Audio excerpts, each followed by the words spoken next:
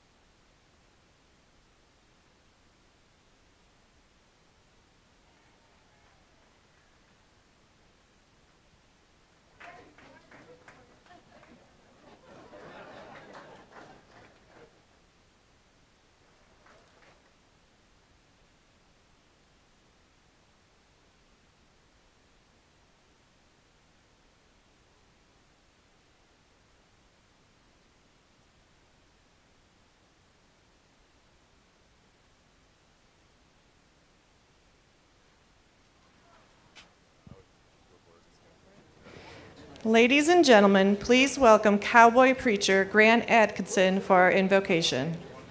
And let's bow together and honor our Creator. And Heavenly Father, we are so blessed today, maybe the most of anyone in our world. We first of all have the privilege to be Americans. Thank you for the privilege to be in North America, to be in the United States and Canada. Father, thank you for our freedom. We pray for our men and women in the military and those in our law enforcement. You'd protect them and their families around the world. And then, Lord, the greatest sport in the world, the privilege of rodeo, the celebration. Thank you for the honoring. Thank you for the privilege we've had to enjoy rodeo for most of us all of our lives. And we give you the praise and thanks for these here today. And we give you the credit in Jesus' name. Amen. Please remain standing for our national anthem, sung by Brandy Halverson of Puebla, Colorado.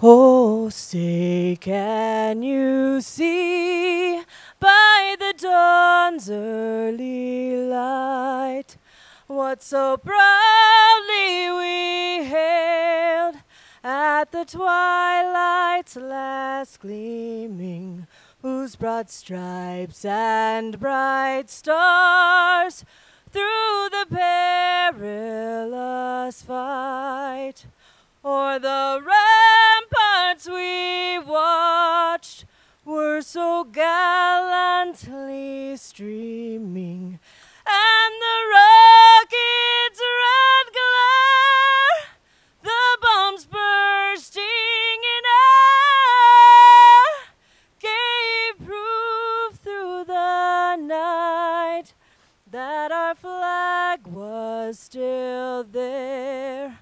Oh, say does that star-spangled banner yet wave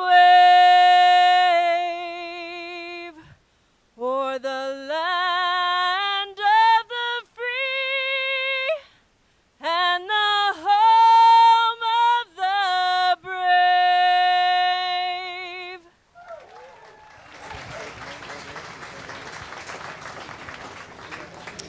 Ladies and gentlemen, please welcome the director of the Pro Rodeo Hall of Fame, Kent Sturman. Good morning. Thank you for joining us this morning, and thank those of you that were with us last night for the Cowboy Ball, for the support that you've shown not only our inductees, but the Pro Rodeo Hall of Fame. We appreciate that very much. It is a pleasure to have you with us today to enshrine this remarkable class that will take their place in history here in the sport of professional rodeo at the Pro Rodeo Hall of Fame. This year's class of 2019 is filled with athletes who earned multiple world championships, people who contributed to the success of the PRCA and the WPRA, a committee that is one of the best in the business, and an equine athlete that stands out as one of the most talented ever. These are the best that professional rodeo has produced. At this time, I would like to introduce our CEO of the Professional Rodeo Cowboys Association and President of the Pro Rodeo Hall of Fame, Mr. George Taylor. Good morning, and welcome to the induction class of 2019. It's an amazing feat, and we appreciate so much everything that you've done for rodeo in the past and what we know you'll do going forward. It's a beautiful morning, to be sure, to honor these 12 individuals, the best that professional rodeo has to offer, the champions of our business. We thank you very much for that, and we all know what an impressive class you are. And for the rest of you that are here and their support, we thank you as well for what you're doing in support of them and what you've done in the past to support them. It means a lot, I know, to all of them. I'd like to just take a moment and say, if we could have some special people stand. If there's any members of the Hall of Fame board, the PRCA board, or the WPRA board here, would you please stand?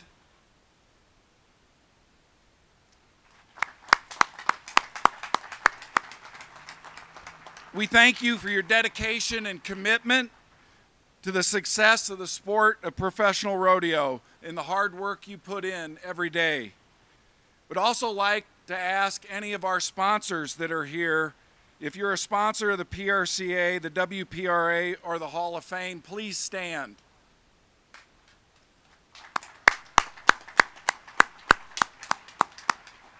I know there's many of you out there, you're shy today, I guess, but anyway, we appreciate so much not only what you do for this sport during these times, but what you do every day of the year, because without you, it'd be hard for us to go forward.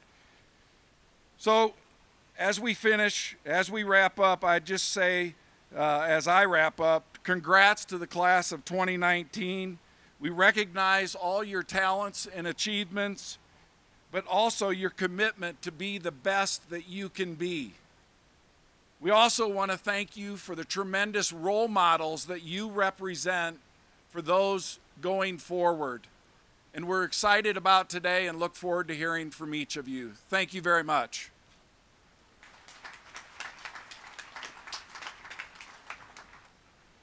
Three years ago, the Hall of Fame embarked on a new relationship and partnership with the Women's Professional Rodeo Association, where we induct barrel racing members of that organization. They've been a part of our association and held at our rodeos for many years, so it only made sense that they also found a home here at the Pro Rodeo Hall of Fame. At this time, I would like to introduce the president of the WPRA, Doreen Wintermute.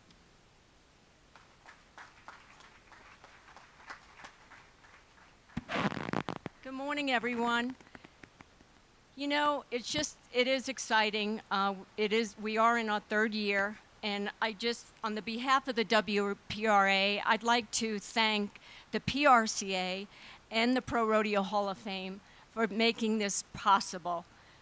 I also would like to say that I want to congratulate all the inductees today. It's a beautiful day, and you know, we do this once a year, and it's just amazing to bring everybody together, and these are just great camaraderie for all the organizations. Especially, I do want to say I'm a little biased to the three representing the WPRA, and I do want to say they have been a very important part of the WPRA for 71 years of our history. So I want to say congratulations to them as well as all of you. So have a blessed day.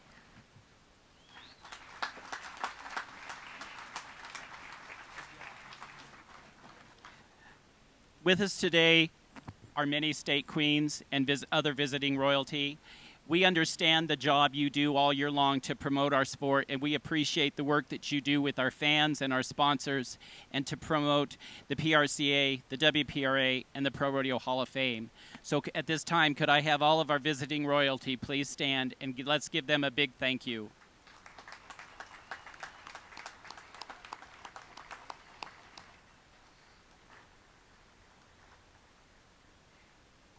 On stage with us this morning, helping with the presentations, is the 2019 Miss Rodeo America, Taylor McNair of Mississippi. Welcome to Colorado Springs, Taylor, and the Pro Rodeo Hall of Fame, and thank you for everything you do all year long to promote the PRCA. Our MC this morning, you met him last night at the Cowboy Ball. He's a PRCA announcer. He's done a lot of work with our sport, with the Miss Rodeo America program, and other events across the country. Since 2005, he's been a PRCA card holder, and he's one of the best in the business, and we're proud to have him today, PRCA announcer Mr. Creed Roberts. All right, thank you. I think it's on. There it is. All right, thank you. How are we doing today? So far, so good. I know we got all of our inductees in the sun. That way, you got a little sun for yourself today as well. Also, just want to say this, being that it's our 40th year here at the Hall, there's a lot going on this weekend, not just with you inductees, but memorizing all the folks that have come into this hall for the last 40-plus years. And right now, I believe we're almost to the 300 mark on folks that have made it in. There's also 35 livestock and over 30 rodeo committees. And when we talk about that going across, almost 100 years of professional rodeo, it's a pretty tall feat, and it's also a small order or a big order for just a select few to make it into this Hall of Fame. So I want to congratulate you on that. Also, we talk about where everybody comes from. Folks come from Canada, even come from Texas, maybe even all the way to the Northeast. And it's no bias to get into this hall. It's a selection committee that says these are the best in our sport. These are the ones that made it happen for the last 50, 80, 100 years. And these are the ones that are deserving. So you 12 are going in with a whole bunch of other folks that have made it possible as well. So with that said, we'd like to start off. Ladies and gentlemen, inducted this year in the Rodeo Committee category is a Cody Stampede Rodeo of Cody, Wyoming, celebrating 100 years this year. Let's take a look at the monitors to look through the Cody Stampede. Cody, Wyoming is often called the rodeo capital of the world. The Cody Stampede Rodeo has attracted countless tourists to the small town east of the Yellowstone National Park entrance since 1919. With a population of only 10,000, Cody draws 800 to 900 contestants per year with a payout of over $400,000. Held July 1st through the 4th each year to sell out crowds, it's traditionally one of the highest paying rodeos over the 4th of July holiday, known as Cowboy Christmas. Because contestants only compete once for a chance at big prize money, they can move on to compete in other rodeos and still win big at Cody. This large event is put on by a volunteer board of business people who dedicate themselves to the sport year-round. In a town named for William Buffalo Bill Cody, a sense of authentic Western lifestyle is essential to the community. This rodeo plays a central part in keeping Cody's sense of Western heritage and culture alive and well. Cody was honored with the PRCA Large Outdoor Rodeo of the Year in 1998 and 99. In 2014, the Women's Professional Rodeo Association honored Cody with the title of Large Outdoor Rodeo of the Year. Today, Cody is honored once again, this time with induction into the Pro Rodeo Hall of Fame. Ladies and gentlemen, accepting on behalf of the Cody Stampede are co-presidents Mark Thompson and Mike Darby.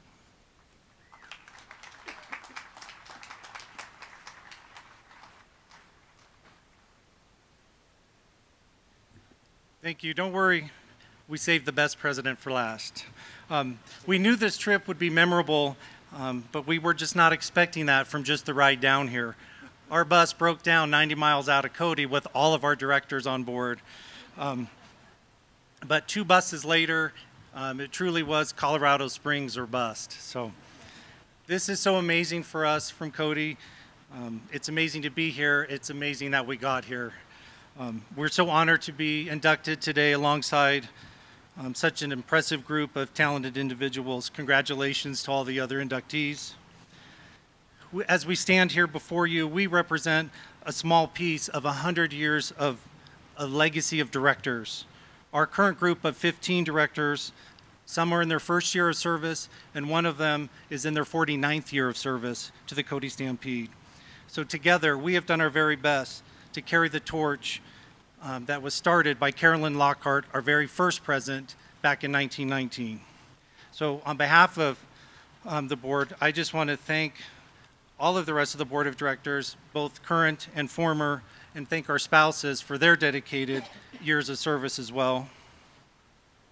Year after year, our goal is to showcase the very best stock and the very best rodeo athletes that the sport has to offer. However, that's only accomplished if we have the best possible support team. So as a committee, our real success is based on relationships. It's based on the people that we work with year after year. For us, it's about teamwork, and it's about our rodeo family. So folks like Butch Lemcooler, Dusty Tuckness, Heath Stewart, Boyd Polhamus, those are just part of our rodeo family, and that's what helps us make rodeo magic up in Cody. Buffalo Bill started this party with his Wild West show, and now the Cody Stampede is the modern-day version dedicated to showcasing the Wild West, to helping the cowboy spirit and Western lifestyle live on as we continue to carry out his legacy. On behalf of the directors from the rodeo capital of the world, we graciously say thank you. Thank you to the PRCA. Thank you to Pro Rodeo Hall of Fame. We are truly honored and humbled by this selection. Thank you. And if any of you have a large bus, we're still looking for a ride home. Thank you.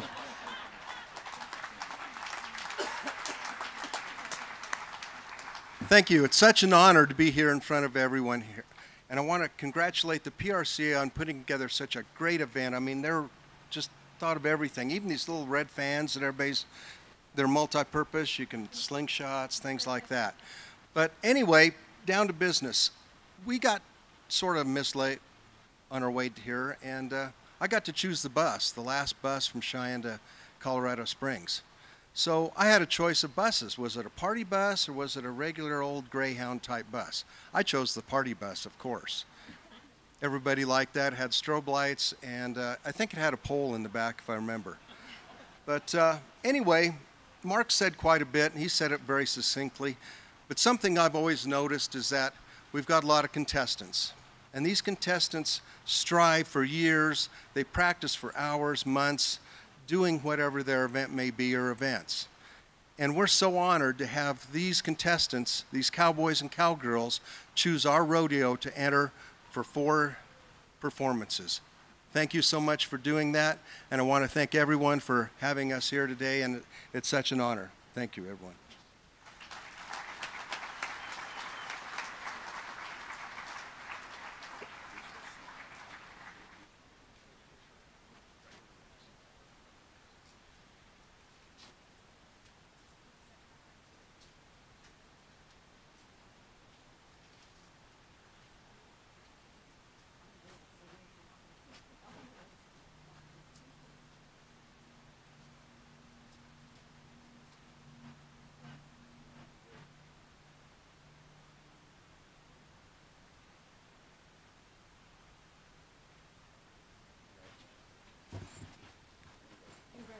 Yeah, ladies and gentlemen, there they are. Cody Stampede for over 100 years strong. $400,000 in payout, also attracting over 800 to 900 contestants each and every year going in to the committee category for the Hall of Fame. So we go from a committee now to livestock. And inducted this year in the livestock category is the legendary bucking horse Commotion of Beutler and Son Rodeo Company. Watch a video at this time. Commotion, a 1,300-pound bay stallion, was voted top bareback horse of the National Finals Rodeo on his very first trip to the event in 1997. He would return 9 more times to the NFR and claim 3 bareback horse of the year titles along the way. Commotion was born and raised on the Beutler and Son Ranch near Elk City, Oklahoma. His mother was Spooky Movie, who also went to the NFR. His sire was part of a racehorse breeding program. Commotion was bucked 4 times as a 4-year-old, and he sent all 4 cowboys to the ground. At the height of his career, Commotion had a 75% buck-off rate. If a cowboy managed to make it to the whistle, he usually made it to the pay window.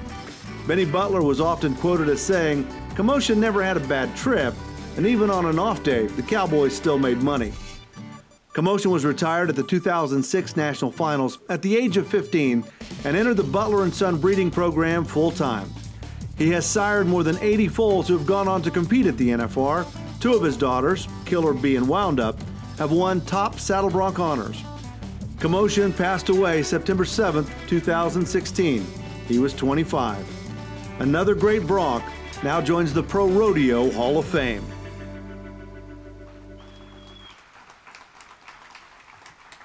One of the greatest bareback horses we've ever seen in the PRCA, also in his prime, bucked off 3 out of 4 Cowboys. Ladies and gentlemen, accepting this award, this Hall of Fame induction, is owner Benny Beutler of Beutler & Son Rodeo.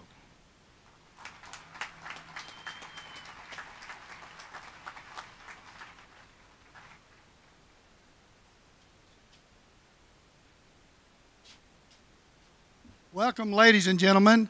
It's an honor to be up here in Commotion. You can say a lot about him. But first, I've been to a couple of other functions and stuff, and I always forget to introduce Constance. So she's here. She bought all the groceries in the 80s and everything else. And the way the kids turned out, everybody likes the kids. She raised them. So thanks for putting up with me. So, okay, and another thing, it's an honor to be in this class with these ladies and gentlemen. I've known most of them all my life, and the bigger part of, and they're in the Yahoo in the bunch, I promise you. So anyway, but Commotion, y'all seen the video and everything. We raised him there at the ranch. I'll tell you a Wild West story. Casey Dorncamp was flanking for me and went to a lot of our rodeos, and most of y'all know the Dorncamps. Casey, we bucked him at Weatherford, Oklahoma, college rodeo, and I told Casey, I said, now watch out, he's pretty snorty. I said, just hanging on him. Well, first time we bucked him, he kicked Casey right in the chest and knocked him off the back of the chutes, but it was a glancing deal. And Casey, you know what he called me, and he said, you didn't tell me, but he was always that way. If you didn't watch him, it didn't make any difference to us flanking him. If you leaned over with him, he'd knock you, he'd hurt a fella. And he was, and I talked to Kelly Wardell and Will Lowe, and he was a big bay horse, but he was short-backed. And they got along with him a lot better than a lot of the bareback riders, and because they set up a little straighter, and those guys that leaned back, 9 times out of 10, laid back on their back and spurred them like that, he'd buck them off. He was so stout. So, and he put us on the map, and we'd won the Horse of the Year. Lynn and the Servies had descent, and Lynn had purchased him from Bud Kramer. Jiggs and Elra had Sam Bass. We purchased him from Sam English, and then we had me and Ed Gaylord, we had Blowout in the bronc riding and had Challenger in the bronc riding, but we had purchased all those horses and stuff. And Commotion, we raised him, and so that means a lot for him to go in here, one that we raised and everything else. And so it's tickled us to death.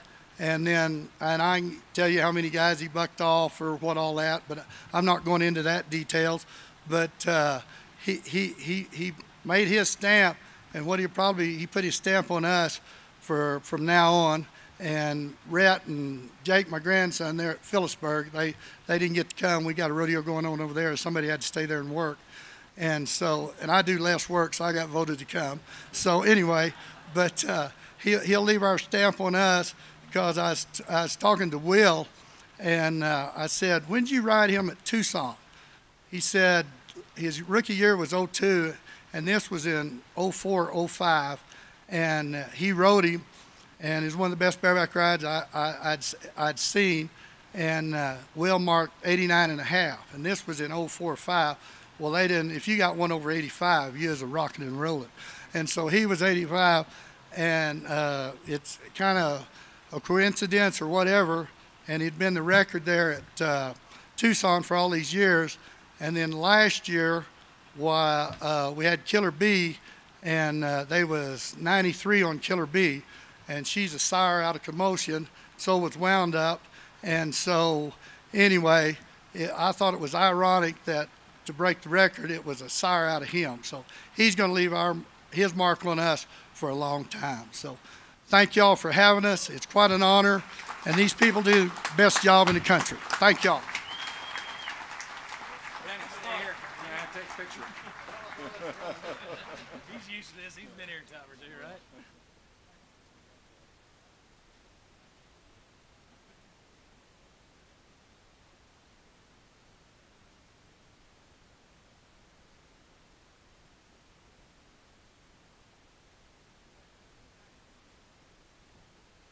So as you can see, it's not just about the cowboys, the contestants, or even the stock contractors. A lot of times it's about the livestock animals as well. How about a hand one more time for the bareback horse Commotion? We talk about the Beutler family and how much it's been a part of professional rodeo, really going all the way back to 1929. And this next induction group comes to us from 1959. So at this time inducted into the stock contractor category this year, a father-son duo, Elra and Jiggs Beutler. Let's take a look at their video now.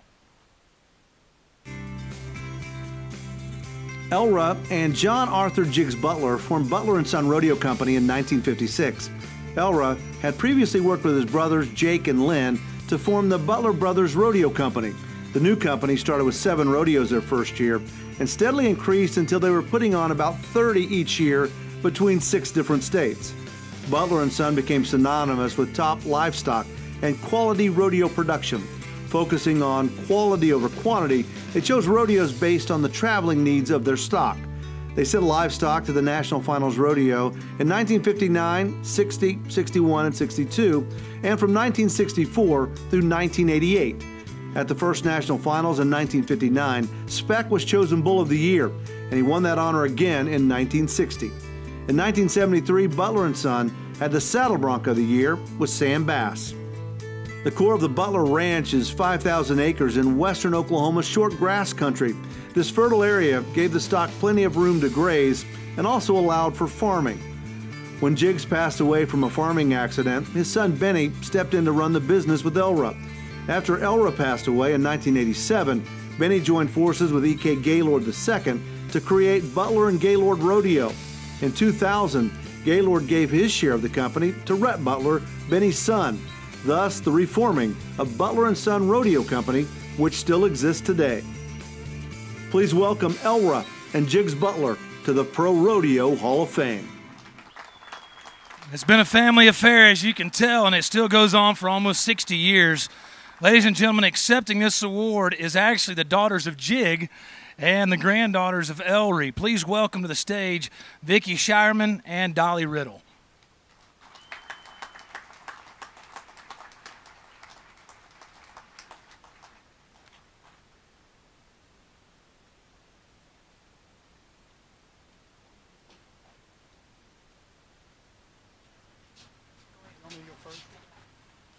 I'm not trying to steal their thunder. I just wanted to say what I learned in the rodeo business all these years. I was always this Elra. He taught me about the stock, and Jiggs taught me how to run the rodeo and to be a shoot boss and stuff. So, I mean, if it wasn't for them, they laid the foundation for the whole business. We've got rodeos that they started, that they've been to, that Elra started 80 years ago. So, and we're still having them. So, I mean, they laid the foundation for us. We've had it a lot easier than they ever had it.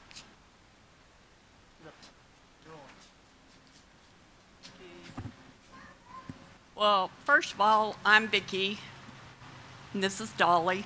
Those of you that didn't know, but we didn't have a speech writer, so probably time we get through with this, you'll probably know that. But so just this isn't easy for us, so just bear with us, please. But first of all, I'd like to say hats off to Kent Sturman and his staff for their great hospitality and all their great help to make this such a memorable weekend. I appreciate that. Also, on the behalf of the Beutler family, we would like to congratulate the rest of the inductees. Okay, today marks a very special day for our family. Rodeo has been the lifeblood of the entire Beutler family going on 5 generations. And it all started 90 years ago in 1929 when Elra, together with his brothers Jake and Lynn, drove 20 head of horses 25 miles from their home to put on their first rodeo in Clinton, Oklahoma.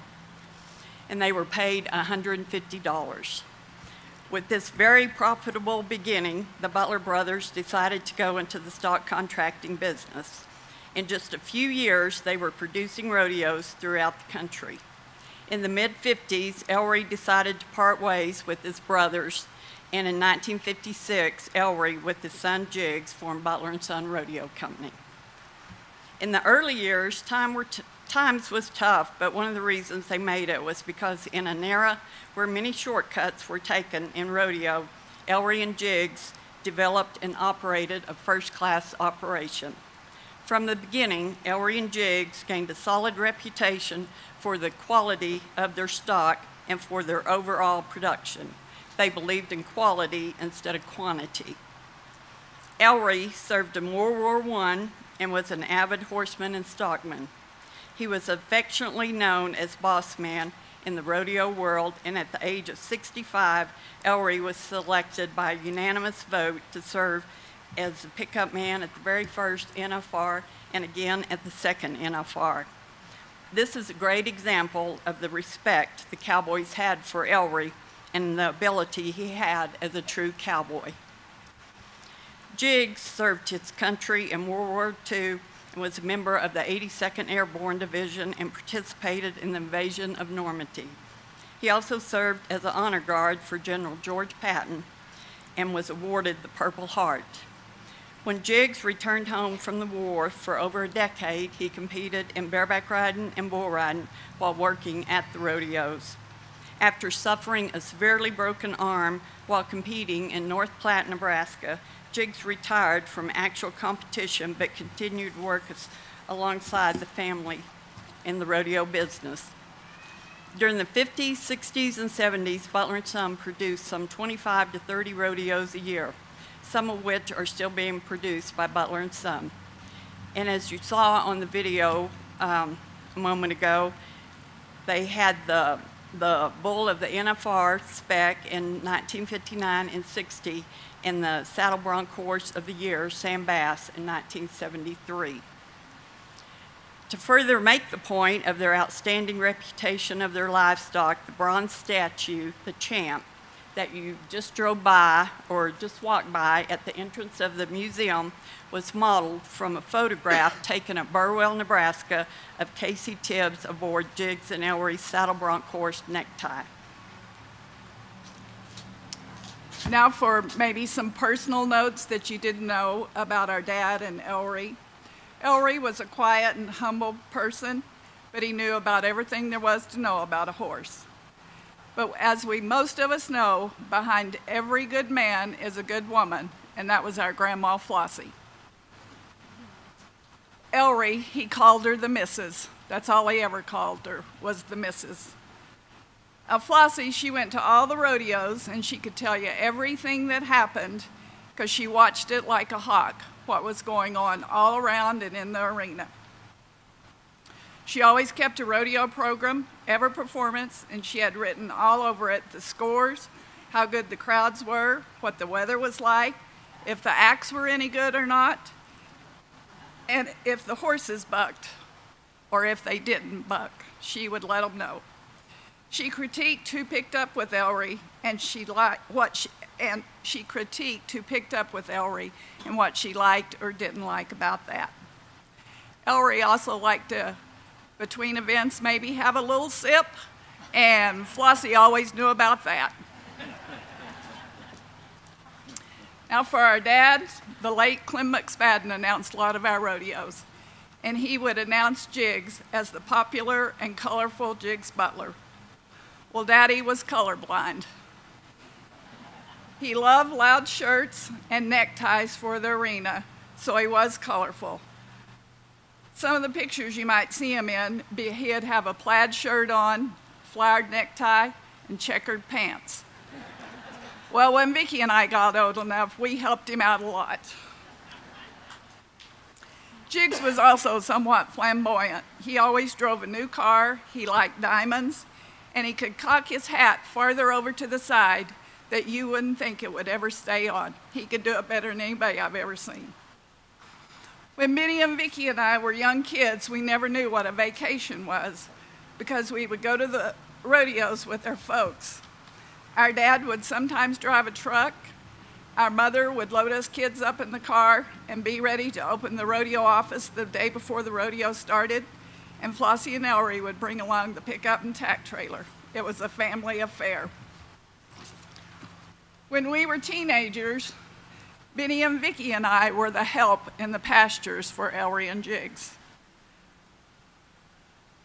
We would bring in horses that needed to be sorted, and about 3 or 4 times out of the year, Jiggs and Elra would have 2 rodeos on the same day or the same week. Jiggs would go to his rodeo, Elra would go to his, and Benny would go help Elra. But when it come time to sort the horses of which rodeo to go to, there was a little confusion and discussions at time when we were sorting. Jiggs would say, "Take him to Springdale." Elra would say, "Let the son of a goat go to Hinton." I can tell you, with me and Vicky on those old heavy wooden stockyard gates that didn't swing easy in that hot Oklahoma wind, we would just tell them to please make up your mind. We wouldn't trade those days for anything.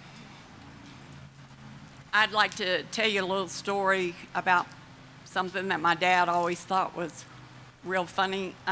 We had the State Fair rodeo in Oklahoma City, and it was 8 perfs in 4 days with a lot of slack in between. It was like a marathon. So everybody, time Oklahoma City was over on Sunday night, everybody was give out. Okay, on Monday morning, or the next week, like starting on Tuesday, we had the rodeo in Little Rock.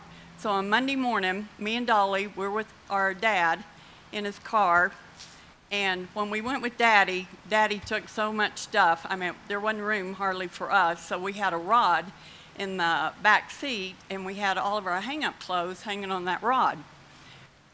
Okay, I was in the front seat, Dolly was in the back seat, and I think the time we got out of Oklahoma City, Dolly and I, we were both laid down and we were asleep. I can remember we had gotten like to Warner, Oklahoma, and Daddy pulled into a gas station, and he woke us up and said, "Are you girls going to get out?" You know, and I said no, and I just laid back down. Okay, Dolly, I remember her saying, "You're not getting out?" And I'm like, "No," and she said, "I am." So after a while, I woke up and stuff, and I'm sitting there, and I turn around to look in the back seat to see if Dolly's still asleep. And I'm like, "Daddy, where's Dolly?" And he said, "She's laying back there behind those clothes asleep." And so I start digging through the clothes. There's no Dolly. Well, after a few descriptive adjectives, Daddy, we turn around and start back. Well, he was mad because he thought we needed to be going to Little Rock.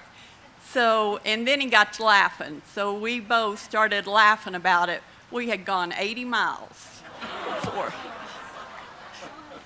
So when we got back, Dolly is sitting on a little bench out in front of that station, and she was not very happy.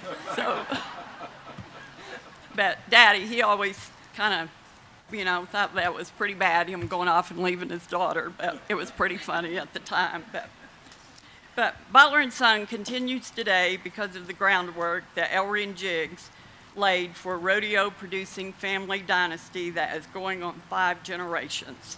Elra and Jiggs dedicated their whole adult life to the sport of rodeo. Rodeo has been good for the Beutlers, and we believe that the Beutlers have been good for rodeo. If Jiggs and Elra were here today, we might hear Elra say in his humble manner, "Thank you, this is quite a deal." And my flamboyant dad, perhaps we would hear him say, "God dang it, it don't get any better than this."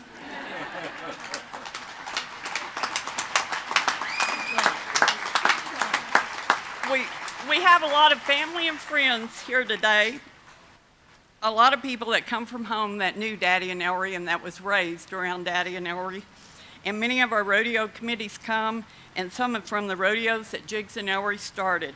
We really appreciate you all making the effort to be here today and helping us celebrate Jiggs and Elra being inducted into the Rodeo Hall of Fame.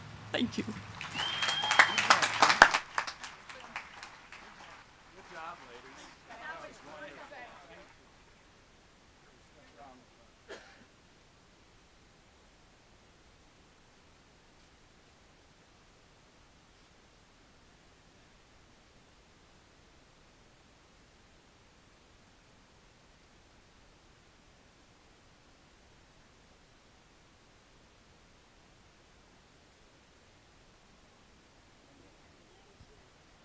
You bet for not having a speech writer. These ladies did pretty good.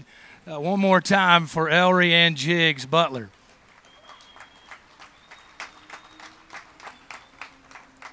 This next lady we'll talk about that's getting inducted into the Pro Rodeo Hall of Fame has been instrumental in helping out the Women's Professional Rodeo Association and knowing that the PRCA and the WPRA coexisting, working out whatever they need to work out to allow these ladies an opportunity to professional rodeo. This lady here has been part of that uprising. So ladies and gentlemen, inducted as a notable this year is Florence Youree of the WPRA.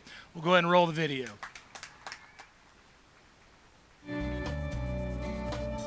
Florence Youree joined the Girls Rodeo Association, now the Women's Professional Rodeo Association, in 1951, and she hit the ground running both inside and outside the arena. On the competitive side, Youree won the WPRA All-Around title in 1966, but it was her services to the association in an administrative capacity where she really made her mark. Youree served the association as a director, then president from 1960 through 64, and then secretary-treasurer, where she made the biggest impact. It was during that time Youree worked to get barrel racing included at the National Finals Rodeo as one of the main events. With the help of 1990 Pro Rodeo Hall of Fame inductee Clem McSpadden and Oklahoma Chamber of Commerce manager Stanley Draper, barrel racing became a featured event at the NFR in 1967. Youree was fortunate to have competed at the NFR in '67, and her legacy has been passed down to her family. Daughter Renee Youree Ward made the NFR in 1985. Granddaughter Janae Ward Massey qualified in 2001 through 2003, winning the WPRA World title in 2003. And another granddaughter, Kylie Ward Wiest, qualified in 2018. Youree and husband Dale produced GRA all-girl rodeos and was the first to host barrel racing camps, training many future WPRA world champions. The Yorees also started the Oklahoma Youth Rodeo Association and Barrel Futurities of America that really changed the landscape of barrel racing. Youree served as that president for 18 years. Please welcome Florence Youree to the Pro Rodeo Hall of Fame. Ladies and gentlemen, the 1966 all-around champion in the WPRA, the ever so beautiful Miss Florence Youree.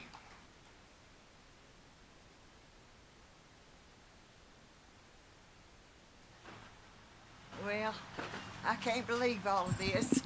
It's just been so wonderful, and I just appreciate everything so much, all the kind words.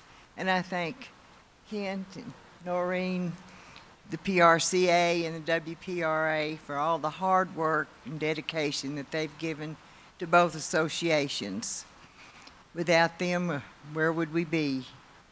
I was raised in the country on a ranch with my dad, and like the Beutler girls, I grew up working cattle on a ranch, and Daddy had hoped for some boys, but he got 2 girls. So Sherry and I took the place, and we worked cattle all of our life. And Dad and Mother and my grandparents all liked rodeos. And first really introduction that I had to rodeo, and Sherry too, was at Fort Worth on the north side when the Fort Worth Rodeo was over there. And we had box seats there, and that was the greatest fun we ever had. And then we continued on and got box seats over at the John Justin Coliseum and all of those. So rodeo has just been a life for me forever. And of course, I saw the girls doing musical chairs at Fort Worth. And I thought, gosh, that's nice. I wish I could do that. you know, and went home and tried that a little bit. But then I had heard about these girls that were running barrels, and they had 3 barrels in a row. They were called straight barrels. And I could sure do that too. And so I've trained up me a horse and went to doing that. And then the next thing you know, we got 3 barrels in the arena. But one time at Pampa, we did run 5 hot water heaters. And that was a little bit confusing.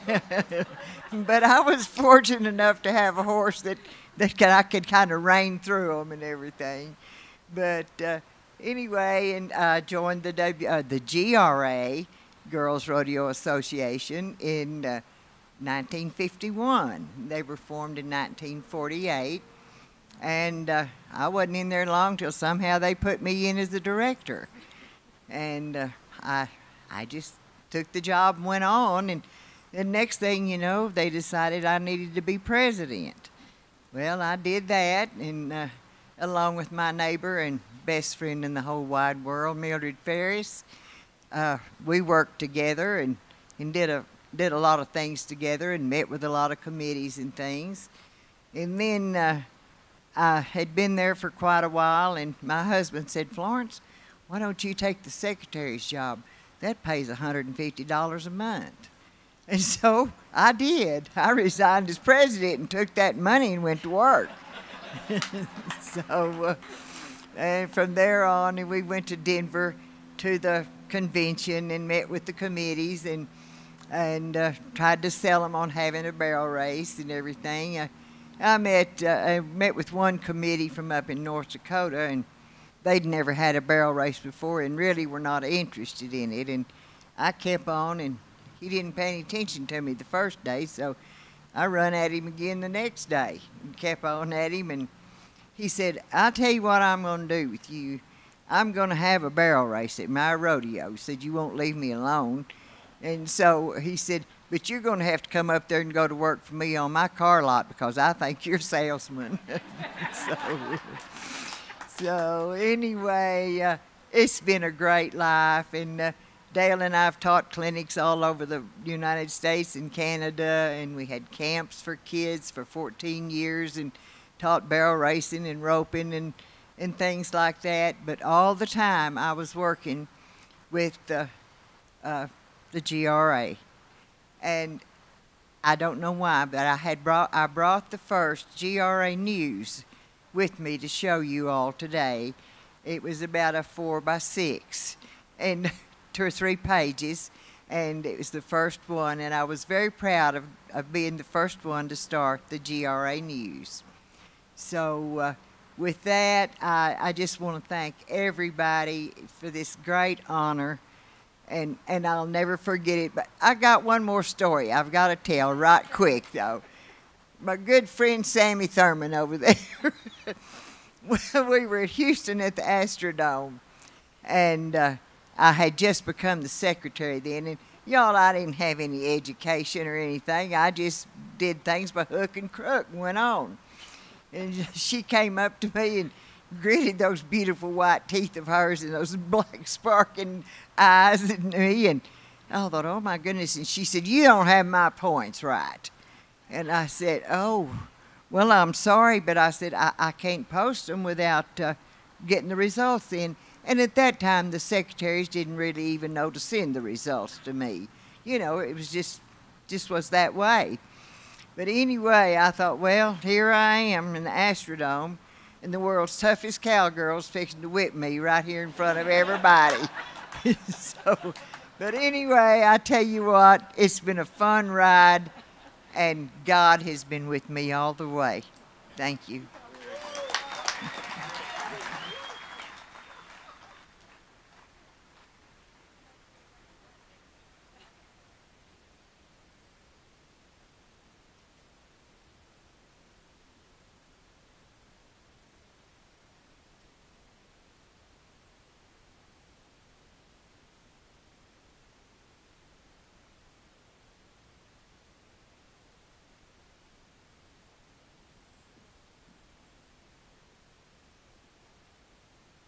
There it is, not only making a mark here today, but also making a mark on professional rodeo.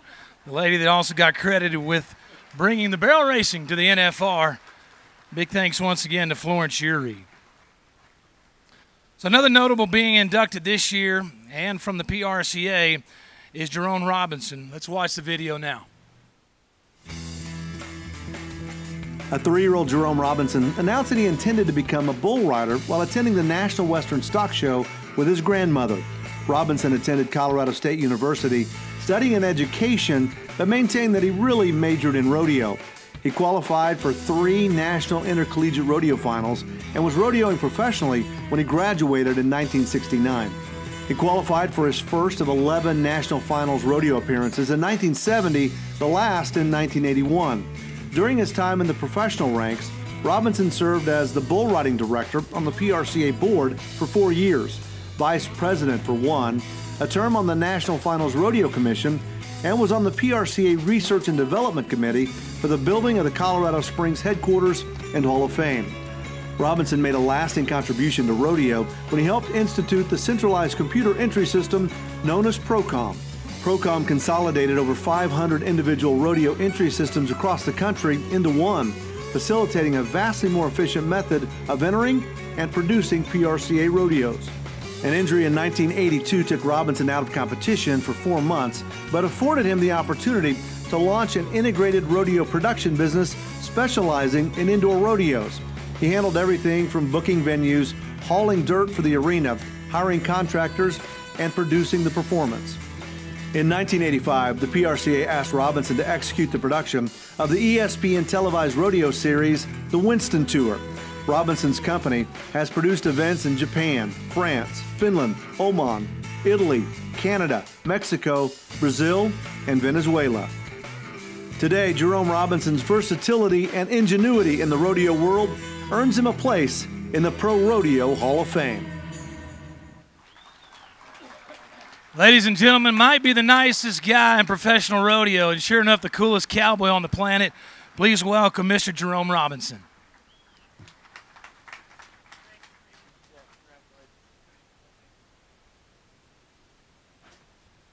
I'd like to start out by thanking the PRCA for providing the magic carpet that I've got to spend 50 years riding, and it's been an unbelievable ride. I was fortunate enough to have a pretty long career riding bulls, which is something I wanted to do and make a living riding bulls since I was a youngster. And at the end of it, I still got to stay in the rodeo business and was fortunate enough to spend the entire rest of my life here. The Central Entry Office was one of the things that I get the most credit for, and the truth of it is that it wasn't even my concept. It was somebody else's concept that I just kind of refined, and there were unbelievable amount of people that put as much or more effort into the Central Office as I did. The late, great Hugh Chambliss, Ellen Backstrom, to name a few, Kay Blakely. Brian McDonald made a decision. He was working with us, and he made a decision that I wouldn't have made, and it probably saved the company or saved the deal. Paul Chadwick, when he went to work for us at the original ROCOM office, was in his senior year in college. He had 9 hours left to graduate. He ended up taking it incomplete and went to work for me, and a short 15 years later, he finished those other 9 hours. And finally, his mother would talk to me. She didn't talk to me for 15 years. So, but it was really an educational event, and I went from doing that to meeting a guy by the name of Ken Stemler, who I give all the credit to for this headquarters we're looking at and the Hall of Champions that we're in today. I was on the Research and Development Committee. We had our offices up in Denver, and there was a Research and Development Committee that investigated the possibility of building a new office. And Ken came to us with the fact that maybe we should go ahead and do this Hall of Champions. And it's pretty ironic that I'm up here today because I was probably the last one that signed off on it. I kept telling Ken, we don't need a museum. We need a lot more for the Cowboys before we need a museum. And Ken finally convinced me by saying this is not a museum. This is a tool. This is a tool that when we bring people, the media in and corporations in, it lends credibility to the PRCA as a true sport. And Ken, true to his word, once it was gone or started, and 40 years ago when I was here for the opening of this great facility, I can't tell you the pride that I had and how glad I was that I had been wrong and finally went along with Ken's vision for not only the rodeo business but for the hall. Another one of Ken's great ideas was a thing called the Winston Tour, which I was privileged to be a part of. And looking over there, I see some of the contestants out there that were on that Winston Tour, and I think that they will agree with me that it was a time in the development of the PRCA that a lot of them that look back at it now thought it was the best time, and we just don't understand how we didn't keep it going. But it was a little bit controversial, but it was a unbelievable, probably the best, other than the national finals, the best thing that I ever saw in the rodeo business. And I was glad to see the contestants finally get their due and make real heroes out of them. So with that, again, it's been a great ride, and I thank the PRCA. I can't thank it enough because, but I'm truly appreciative for everything that the PRCA has provided me and my family, and I'm going to leave with that. And other than the fact that I've sat here and got to enjoy the Beutler legacy, hearing those stories, and Florence, it makes me proud to be a part of this community, and I'm planning on doing it for a few more years. Thank you.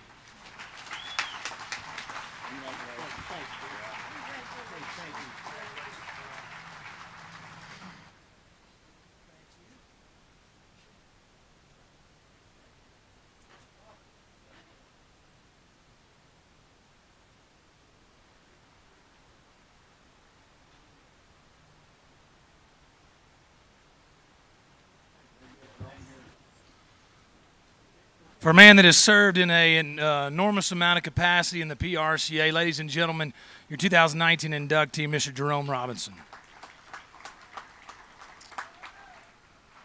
There's livestock, there's committees, there's notables, and of course there's contestants, but there's one category that kind of keeps a lot of the rodeos across the globe, the over 600 rodeos, keeps them going. And this one, next inductee, spun a career of over 50 years long, one that I used to watch when I was a young kid, and I'm glad he's going in today. So, ladies and gentlemen, inducted into the contract personnel category is Tommy Lucia. At this time, we'd like to take a look at his video as well. Tommy Lucia's rodeo career started at age 15 riding bareback horses and bulls. When a friend was injured, he filled in as a clown and a bullfighter. At 20, he made the switch to full-time bullfighting. But when Lucia applied to be a barrel man at the Fort Worth Stock Show, he found his true calling as an entertainer in the barrel. Lucia began developing pantomime acts, a matador act with bulldogs, and many others to help fill the gaps between rodeo events. He brought tears to many eyes with In His Glory and In His Glory 2, both jet black, sway-back dancing horses. Probably his most notable act was Whiplash, the cowboy monkey. Whiplash, dressed as a cowboy, rode a border collie into the arena to herd sheep. Whiplash became so popular, he did Taco John's and Dairy Queen commercials and made TV appearances on Good Morning America, ESPN, The Today Show, and he became a viral hit on YouTube. Lucia also did some movie work. He was an extra and a bullfighter in Junior Bonner and The Great American Cowboy. Lucia's work earned him 3 consecutive PRCA Entertainer of the Year awards. He worked the Texas Circuit Finals 4 times and was the National Finals Rodeo Barrelman in 1973. He also opened the National Finals with his axe on 5 occasions. Lucia retired in 2014 and passed away 2 years later. Please welcome Tommy Lucia to the Pro Rodeo Hall of Fame. Ladies and gentlemen, being honored posthumously, Mr. Tommy Lucia.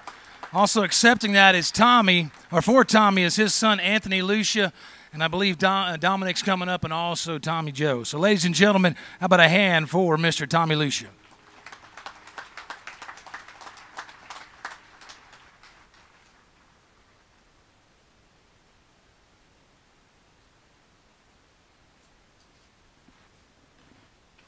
Well, there's 3 of us, and I know it's getting hot and the fans are going. So I'll try to make this quick. I want to, on behalf of the Lucia family, thank Pro Rodeo, the Hall of Fame. What a fantastic job you guys do. We say it, but you should know that we mean it. Lots of hard work goes in putting on events, and I sure know that. I want to quickly give you, a lot of people don't know anything that much about Tommy Lucia, but he was raised in the streets of Minneapolis, Minnesota, where you had to pack a gun to live, and his mother decided at a young age that she had to get him out of there.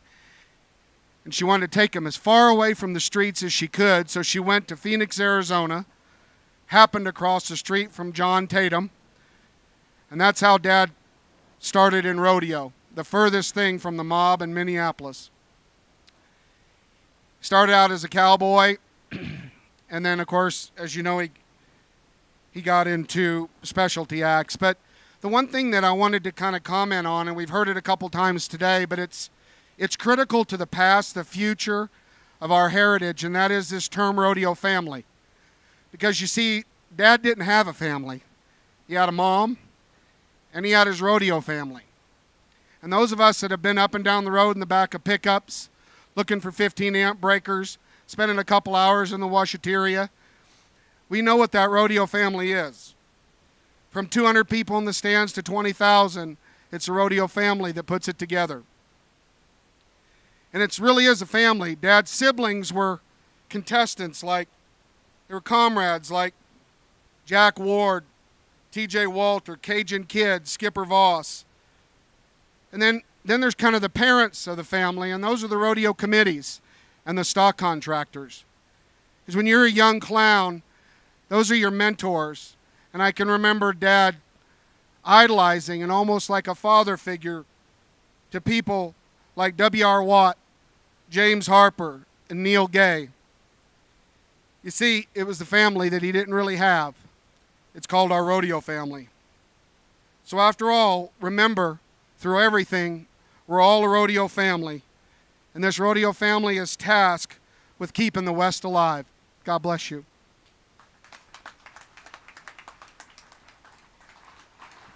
Thank y'all. This is so awesome to be here and such a privilege to catch up with a lot of people in this room and under that tent that helped raise me with Dad. And I'm Dominic. I'm the middle one of the trio up here. And Dad had the wisdom or foresight or something to space us all 8 years apart. So he always had kind of a main Lucia kid going along and helping him out on the road. And it's awesome to be here and be part of this. Our father could be an intense man. He was a perfectionist of his art, and it meant a lot of him to get things right and do the job right. He also displayed a childlike joy at many times that we got to see, especially in the last couple of years of his life. Bear with me here.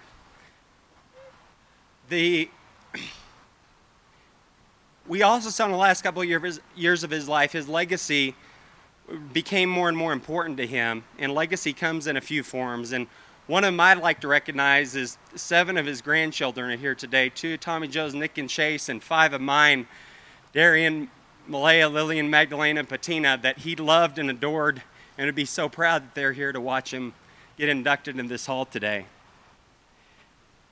He also cared about his legacy in rodeo and the mark that he left on the world, and about just the hours of going up and down the road, the thousands of people of entertaining, getting that right, making people happy. I remember growing up and seeing him do an interview with a local newscaster who said, "Why do you do this? Why do you put a monkey on a dog?" And sent him out there and travel up and down the road for 9-10 months out of every year.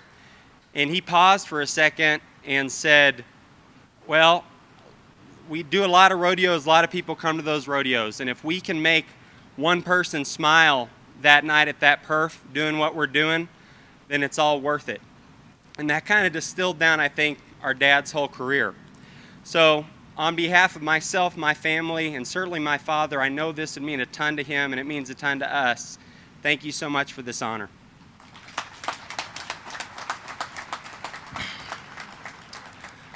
So Dominic's not really the emotional one. I got all the emotions of our family, so if Dominic cried, I'm for sure going to cry. This means when Kent called me and told me my dad was going to be in here, my brothers actually, when I called them, they thought somebody died because I was bawling. And Tommy, Joe, Dominic, you're not going to believe this. And I guarantee you, if you would ask Dad many years ago, said, Tommy, do you think you'd be in the Hall of Fame? He said no, because he never thought that he deserved accolades. He never thought that he deserved praise, because when it came down to it, my dad's legacy was his animals. He loved those animals. He loved the joy that they could bring to everybody around him. But I will tell you this story. My dad was nominated PRCA Act of the Year 12, 15 times. Never thought he'd win it. He said, people don't really like me much because I tell them what I think. And if anybody knew my dad and you've been successful or unsuccessful in this business, you probably got a butt chewing from my dad. But we're all better because of it. But he never thought that he was going to win Act of the Year. He never thought he was going to get into a Hall of Fame, and I'll never forget this. The first year in 2003 when he finally won Act of the Year. His moment to receive a buckle, he was voted upon by his peers to win. And you know what he said when he got up there? He said, my greatest accomplishment, it's not this buckle, it's not the praise. My greatest accomplishment, and he pointed to me and my brothers. He said, that is my greatest accomplishment. And today he would look in the audience and he would see my nephews and my nieces and he would say, that is my greatest accomplishment. Thank you so much for allowing us to be a part of this. You guys are all heroes. Thank you.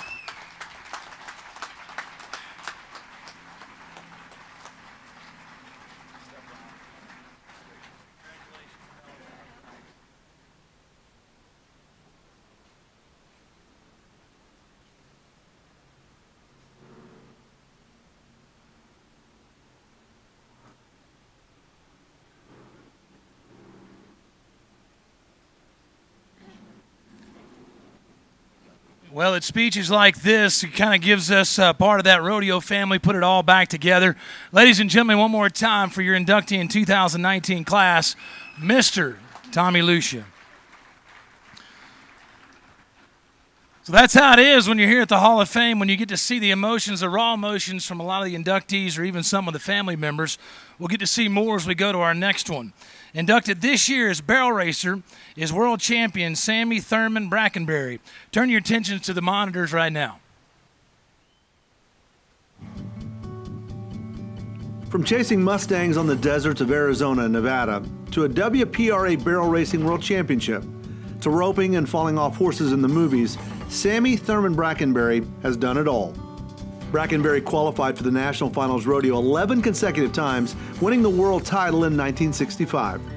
The only daughter of PRCA cowboy Sam Fancher, Brackenbury became one of the first women to rope in an RCA rodeo when her father entered the team roping at Santa Maria and his partner failed to show.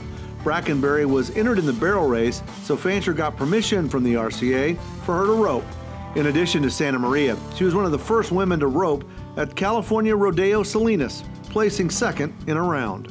Crediting her father for many of her training techniques, Brackenbury became the first to hold barrel racing clinics from 1965 through 75, averaging 1,000 students a year. One of the techniques she pioneered was switching hands between the first and second barrel. Brackenbury designed her own saddles and protected boots for her horses' legs, equipment that did not exist at that time in barrel racing. She served as California Circuit Director, All Events Director, Vice President, and in 1975 served a short tenure as the President of the WPRA. Living out west, she got involved in motion pictures and in the late 1950s starred in Horse of the West. She's also doubled for well-known actresses such as Jane Fonda, Linda Evans, Kathy Bates, and Dolly Parton. She's also a charter member of the United Stunt Women's Association. It's for all this and more, Sammy Thruman Brackenbury is now in the ProRodeo Hall of Fame. That's right, ladies and gentlemen, your 1965 world champion, the coolest chick in the building. Please welcome Sammy Thruman Brackenbury.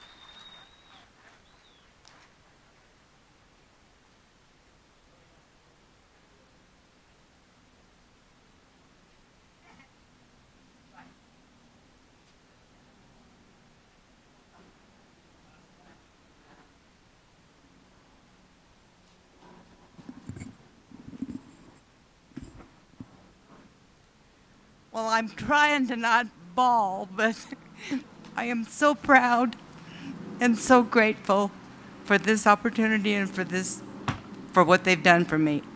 I can't even explain it. I want to thank everybody that was instrumental in this.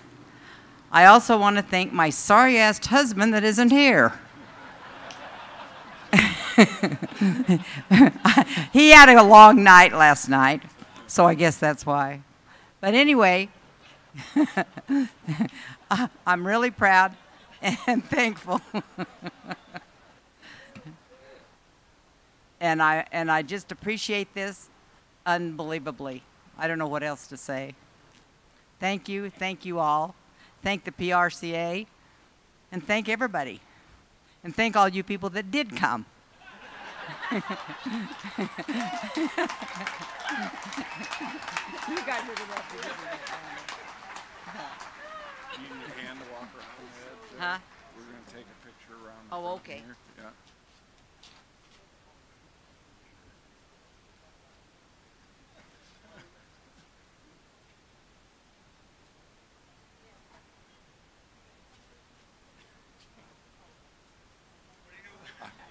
Easier for me. Yeah, there you go.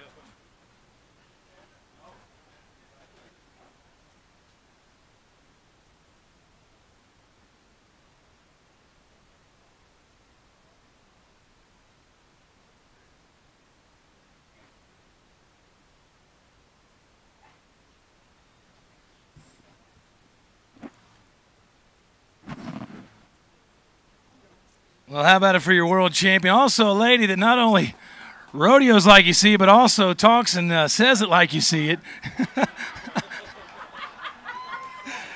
Oh, yeah, that's how it's supposed to be. She may be going in the Hall of Fame as a contract act as well. Ladies and gentlemen, one more time for Sammy Thruman Brackenbury. 11 trips to the National Finals Rodeo. So we go from one beautiful lady to another. At this time, we welcome another world champion barrel racer to the ProRodeo Hall of Fame. That is Jimmie Munroe. Please view the monitors as we go take a little trip through her life. While Jimmie Munroe initially made a name for herself in the rodeo arena by winning the WPRA World title in 1975, it's her commitment to the advancement of women in professional rodeo that has cemented her legacy in the sport. Munroe, a Texas native, entered her first horse show at age 3, her first rodeo at age 10. An impressive rodeo career was launched with 2 National Intercollegiate Rodeo barrel racing titles and an all-around title. She went on to win 3 WPRA World titles, one in barrel racing, an all-around, and tie-down roping in 1975. She won 2 WPRA season barrel racing titles in 1976 and 77 and made 11 trips to the National Finals Rodeo on 3 different horses. During the 1984 NFR, she won the first 5 rounds aboard Smooth Cadet, a feat unmatched by any NFR contestant at the time of her induction. Munroe served as president of the WPRA from 1978 through 1993 and again in 2011 and 12. During her tenure as president, she led the association in acquiring equal prize money for women, obtained national sponsors, strived for better arena conditions, and advanced the use of electric timers. In 1980, she married Dan Bud Munroe, a 12-time NFR qualifier and the 1986 PRCA World Champion Saddle Bronc rider and a Pro Rodeo Hall of Fame inductee. The couple has one daughter, Tassie. Please welcome Jimmie Munroe to the Pro Rodeo Hall of Fame. So ladies and gentlemen, over 15 years as WPRA president, I think I'm missing a few, graduate of Sam Houston State University, which we fight you guys over there at SFA. So ladies and gentlemen, please welcome Jimmie Munroe. The shade's not, is it on? Let me see here. Yeah, okay, a little short. Yeah, the shade's nice, that you may have to ask me to leave. I'd just like to congratulate all of the class this year of inductees. What a remarkable group, and I'm just so proud to be part of it. It's a tremendous honor to be inducted into the Pro Rodeo Hall of Fame, the only museum that's solely dedicated to the sport of professional rodeo and preserving its legacy. I was here at the opening in 1979. I stood with Sharon Camarillo and watched all of the inductees be introduced. They had a rodeo in conjunction at Penrose Stadium with the induction weekend and the opening of the museum. And they had invited 2 people to compete in each event. Jerome's nodding his head. And it was a head-to-head competition. And they had a barrel race, and Lynn McKenzie and I were invited to compete in that. And I remember thinking at the time that I hoped that someday the women of the then GRA would be recognized in this hall as competitors in rodeo. And I am so proud of the fact that they are. I'd like to thank the PRCA, the WPRA, for coming together to make this happen and where women are recognized and have a place in this museum. I'd also like to thank the selection committee of the WPRA for selecting me. And I'd like to thank the Heart of Texas Rodeo and Fair Committee for nominating me. That is very special to me because my dad was on the very first rodeo committee at Waco. And I have so many memories of that rodeo growing up, of going every performance, my mother's secretary in the horse shows, and riding in the grand entry on my pony behind Tommy Steiner and all the other barrel racers. They let me ride with them, playing with Bobby and Jean Clark's chimp out behind the deal. So many great memories from that rodeo. And now Bud and I are on that committee. And there's so many second and third generation people that were on that first committee that are on the committee now with us at Waco. So that, as I say, makes it even more special that they were the ones to nominate me. The sport of professional rodeo has played a very important part and role in my life. I never planned a career in professional rodeo. It happened, and it happened because of a bay gelding that my mother found in a pen in Uvalde, Texas, saddled and loose, while I was trying another horse, a 5-year-old gelding that was broke and I hoped ready to start on barrels. I was a senior in high school and getting ready to go to college. Well, my mother kept insisting that we go and look at this gelding. And, you know, and I was busy riding the other horse, and a 3-year-old gelding that wasn't broke was really the last thing that I wanted. And all the way home, she talked about that gelding and how much she liked him and what an intelligent eye he had and how well he moved. And finally, my dad, when he called Rebecca Tyler, who owned both horses, he said, "What would you take for that gelding, that 3-year-old gelding in that pen?" And she said, added $400 on to the price of the gelding. And that I'd tried, my dad said, "All right, we'll take them." Well, that bay gelding is the reason that I'm here today. And the timing, he came along at an opportune time in my lifetime. As I said, I was on my way to college, and by my 2nd year in college, he was starting to run pretty well, and I was winning quite a bit. And Vicki Adams talked me to buying a card, and and I really had no plans to do that either, but you know, back then if you bought a card, then you weren't going to any more open rodeos or anything. But she talked me into it, and I'm so thankful that she did, because as they say, timing is everything in this sport. And how many times maybe do you wait to get that card and not go ahead and get it? My dad told me that if I had one great horse in my lifetime, I would be very fortunate. Not a good horse, but a great horse. And I had my great horse. And he went on to win the college championships on him, qualify for the national finals 6 times, and win a world title. And he was just a blessing to my life. And as I say, he's the reason that I'm here today. And he was good to me till the very end of his career. The last month I hauled him, from June 13th to July 13th, I entered 13 rodeos, made 18 runs, and placed on every run, and won 6 rodeos over the 4th of July on him. And 2 weeks later, he died. But that's the way I remember him, is just having this big heart and giving me everything. And the next qualification for the finals is also very special to me. It was in 1981. And I was up north rodeoing. I think this says a lot about the people of rodeo and how they are. But I was up north rodeoing and on a young horse and really not winning. And we were at Red Lodge, Montana on the 4th of July, and I was planning to leave and go back to Texas right after that. And Lynn McKenzie's great horse Leroy fell and broke her leg. We took Lynn to the hospital. I hauled Leroy back to Billings to Bud's mother's. And they casted Lynn's leg and kept her overnight. And Denny came and got Lynn and came back to Billings, and they were going to fly home. And I said, well, this works out really good. I'm headed to Texas. And I can just as easy go through Arkansas and take Leroy. And Lynn and Denny both said, no, you don't need to go home, and neither does Leroy. Said, we want you to ride him. Said he's in shape and he's working good, and said you need to take him. And no. But anyway, I said, well, I'll run him at the next rodeos that I'm entered in that I was going to turn out. And Leroy went home that year after Oklahoma City, after the national finals at Oklahoma City. But it was because of their generosity. And Bud, that was the first year we were married. And when I had the opportunity to ride Leroy, he got in with me. And that was the first summer that we rodeoed together. So it was really a special summer for me.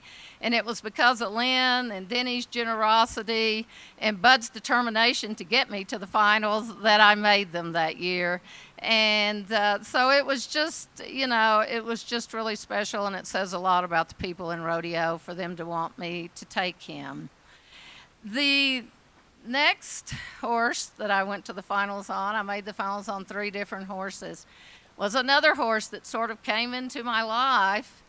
I was at a clinic in Grand Junction, Colorado. And the lady who was putting on that clinic's here today, Cheryl Harper. And a lady came up to me by the name of Pauline Howler. And she said, I have a young bay horse, and I think he has a lot of talent. And if I brought him over after the clinic, would you ride him? And so, okay, yes, I would do that. So she brought him to the clinic, and it was early spring in '82. And this horse had been turned out in the mountains and had long hair and no shoes. But I rode him, and he was quick, and he moved well. And I came back and I told her that. I said, yes, he's very quick, and he moves well. And she said, why don't you take him back to Texas? And I had flown up there, I said, well, and she said, no, I'd really like for you to. I just think he has so much potential. So why, I don't know. But I called my mother and my uncle came up with a truck and a trailer, and we took Cat back to Texas. And I rode him that year and just took him around to some jackpots and things, and then started to rodeo on him the next year in '83. I made the finals on him that year. I won Reno, and it kicked him off, and I was able to go to the finals again. And I qualified the next year on him for the finals, and that was in '84 when I won those first 5 rounds on him at the finals. And that's a special memory for me that I will never forget. I took every introduction on that horse behind the flag. And so when they asked me about special memories, and that's certainly one of them, and qualified 2 more years for him, on him, to go to the national finals. And I don't know, it's strange the turns that your life takes. And I had the opportunity to ride 3 great horses, and only one of them belonged to me. But Pauline never took that horse away from me. She could have sold him, she could have taken him back home, but she never did. She kept him with me. And when that horse retired, he came to our ranch, and he died there on our ranch, and he's buried next to Billy. So, I was just very, very blessed to have had the opportunity to have ridden these 3 horses with that kind of talent and ability that you can go and qualify for the national finals on them. And I think, though, when we look back, and Bud and I have talked about this, when we look back in our careers on rodeo, we're very proud of the accomplishments and things that we were able to do. But the thing that we will treasure most from this sport are the friendships that we've made throughout the years that we rodeoed. When we look back, and I've heard Tommy Joe and them say that rodeo is a family, and I do truly believe that rodeo is a family. And it has taken all the members of that family to bring this sport and the longevity of this sport and the success of this sport. It's taking all those members of this family for it to succeed. And we had the opportunity, because of the number of years that we rodeoed, to work and become friends with all the different people that are involved in rodeo. We went to rodeoed all across this country, and the committees and the volunteers, the men and the women who volunteer, we came to know them because it would be the same ones when we'd go back each year. We developed friendships with those committees, and those committees are the backbone of this industry. They provide us a place to compete and the added money to compete for, and it was such to get to know these people and to see them every year was something else that we'll treasure. And the stock contractors all across this country who put these rodeos on for these committees, we came to know them and developed friendships with them. And we saw firsthand the impact that the involvement of national sponsors made on this sport. We were there when the first national sponsors became involved. RJ Reynolds, Frontier Airlines, Coke, Coors, Justin, all these different companies, Ram, it was Dodge then, but Ram, and just the difference that they made with all the programs and the bonus money and the wonderful programs like the sports medicine program and the Justin Crisis Fund that's helped so many cowboys and cowgirls. And I had the honor to serve on that first Justin rodeo, the Crisis Fund, and to see that first person that they helped with a catastrophic injury, and saw how they helped him in the years to come. So these sponsors, and there's so many great people that have been involved with those sponsors that we became friends with. And we lost a very dear friend to the cowboy that was responsible for those Justin programs, and that was Dr. J. Pat Evans, and he was such a friend of this sport.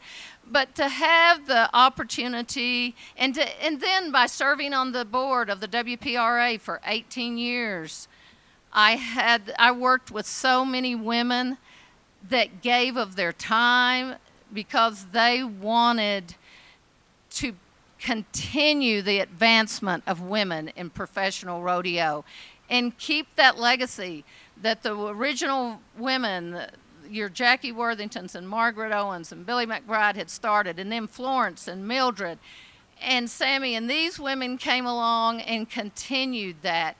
And these women wanted to continue to advance women in this sport. So it was such a privilege, and I made so many friends from those directors and serving with them over the years. And there's no sport that has the competitors that the sport of rodeo does. There's the camaraderie there and that willingness to always help that I can't believe that you can find in any other sport. And I've witnessed that so many times. In 1975, I was trying to win an all-around title and a barrel racing title. I was up at Elko, Nevada, the last really large all-women's rodeo of the year. I was up in the afternoon in Albuquerque that night. Gina Day called me. She called me and said, why don't you fly and ride Excuse? I'll have him ready when you get there. Excuse was not her backup horse or her colt that she was hauling. He was the horse that she'd won the world on the year before and the reserve championships before. So that's the kind of people that are involved in this sport. I remember when Clint Johnson won his first world title and he got up for the acceptance speech. And he said in that the only bad thing about winning a world's title was you had to beat one of your best friends to do it. And I think that speaks a lot for the Cowboys and the way they feel. And that best friend that he beat was my husband. So... But anyway, there's so much camaraderie in this sport and people helping each other, and that was from the very beginning.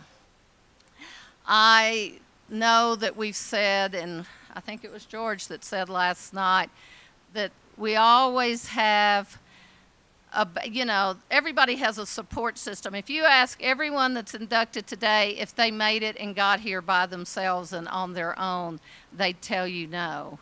That there was somebody who supported them and helped them get to here. And I've been so fortunate in my rodeo career to have had that support system. My parents from the very beginning, my dad stayed home so that we could go, and my mother traveled so many miles with me from the beginning when she took us to West Texas to AJRA rodeos and then traveled with me when I first had my card. Memories that I'll never forget. And then the other half of my career was spent rodeoing with my husband. And that's something that I'll always cherish because that doesn't always work out and doesn't always happen where you're able to go together. A lot of times someone stays home and the other one has to go. But we did it together and we did it for several years. I told somebody last night, you really find out if your marriage is going to work when you get in a rig and you are traveling and together 24/7. Because if it's not going to work, it's going to come out. But no, we were so blessed, and those are memories, and memories that I'll never forget. And I was so fortunate, again, Bud has supported me in everything that I've done. He supported me in our rodeo career and afterwards, and I am so blessed.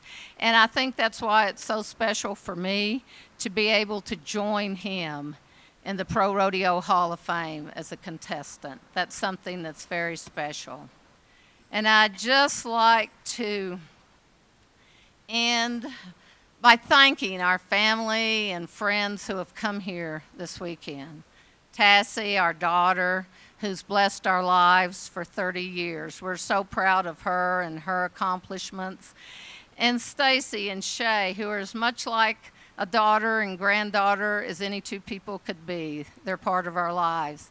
And our family and friends who've come here this weekend, and you've made it so special for me by being here. And I'd like to thank the Pro Rodeo Hall, its staff, the PRCA, the WPRA, for the way they've welcomed us this weekend and made this weekend so special for all of us, the inductees, and our families. Thank you so much. Jimmie, picture. Can't get away that quick. Here, we're going to step in front of here. I'll stand on this side.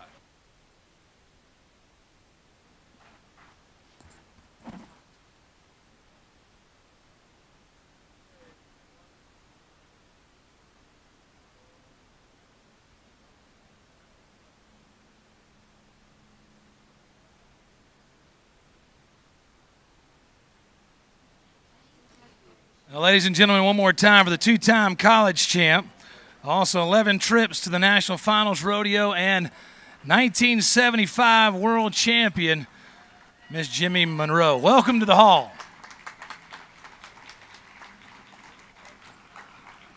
So we go from barrel racing back to bull riding, and this man has had a career that's lasted well over 50 years and a career that goes back all the way to winning the world title, I believe, in 1959 or 69, and also won it and came back in. So, ladies and gentlemen, you want to go through a 50-year career, take a look at the monitors right now. Doug Droopy Brown grew up in the Northwest and began his rodeo career when he paid to ride one of Larry Mahan's bulls. He tried earning a college degree before striking out on the rodeo trail, but only lasted 2 years before Rodeo won. He joined the Rodeo Cowboys Association in 1966 as a saddle bronc and bull rider. Brown qualified for the National Finals Rodeo a total of 13 times, 5 in bull riding, 8 in saddle bronc riding. He won the bull riding title in 1969 and finished second in the all-around standings that same year, behind his friend Larry Mahan. In one of the last rounds of the 1976 NFR, Brown broke his wrist and twisted a knee after dismounting from his saddle bronc. He decided to retire and run a restaurant near his hometown. But 2 years into retirement, he decided he'd left the game too soon. Along with his world championship, Brown won 4 Columbia River Circuit titles, 2 in bull riding and 2 in saddle bronc riding. He continued to compete in rough stock events until 1988, then he switched to team roping. He retired from full-time competition in 1992. Brown spent more than a decade as a rodeo judge and 2 decades teaching the next generation of athletes at rodeo schools. In 2014, he was inducted into the National Cowboy and Western Heritage Center's Rodeo Hall of Fame. Today, Doug Droopy Brown joins his peers in the ProRodeo Hall of Fame. So on the anniversary of the 40th year of the ProRodeo Hall of Fame, also the same year, 50 years ago, he won his world title, his gold buckle. Ladies and gentlemen, please welcome 1969 world champion bull rider, Doug Droopy Brown.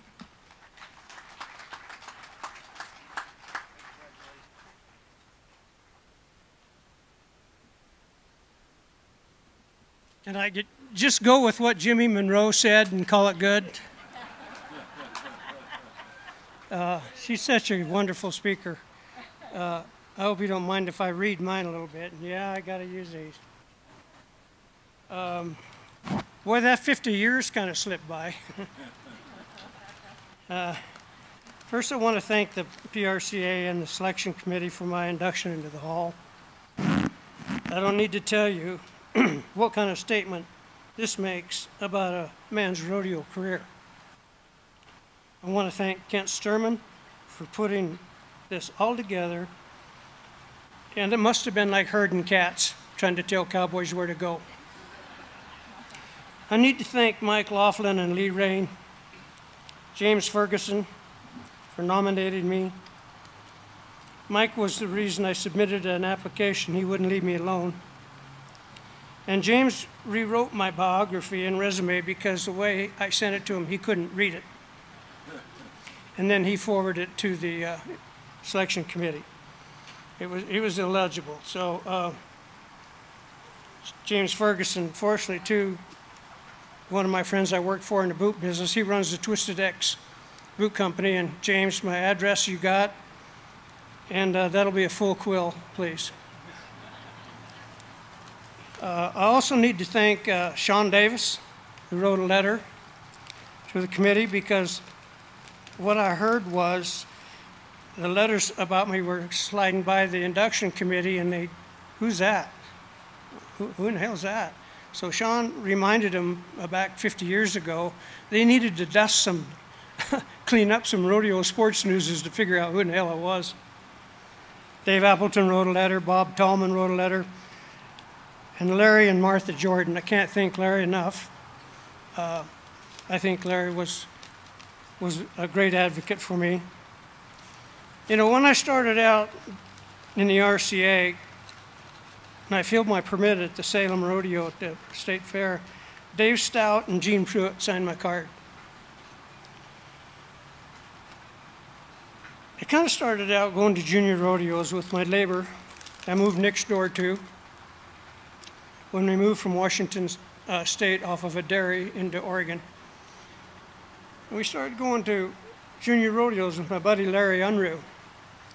We were about 12 years old, and I won some money, and I declared that there'd be no more berry or bean picking for me. no more.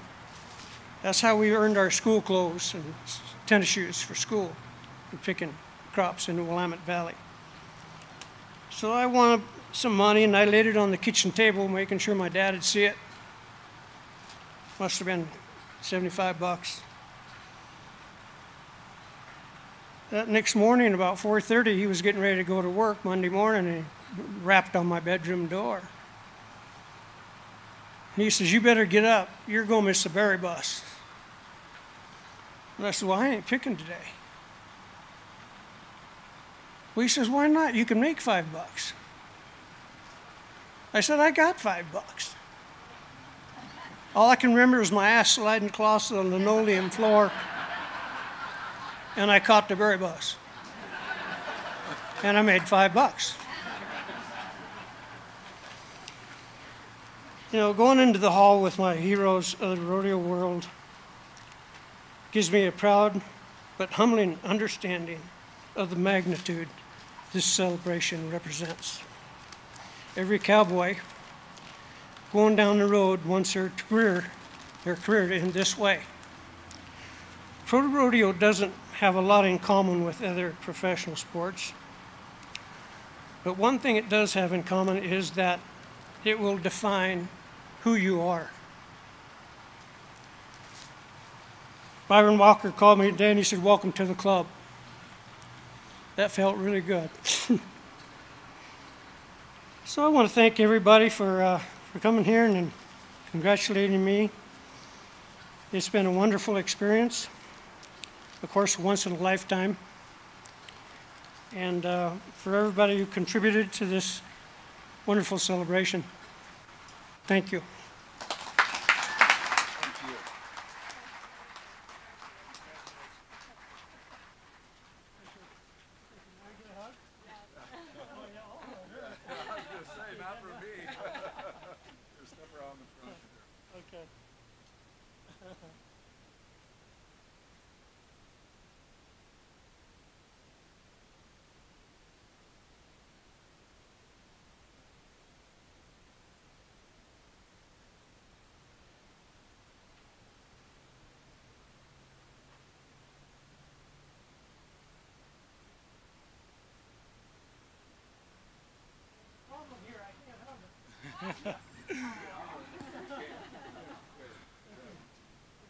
Well, there may be some folks that didn't remember him or know him from years ago, but tonight or today, he is now enshrined in the Hall of Fame. They'll remember him forever. Ladies and gentlemen, how about a hand for Doug Droopy Brown?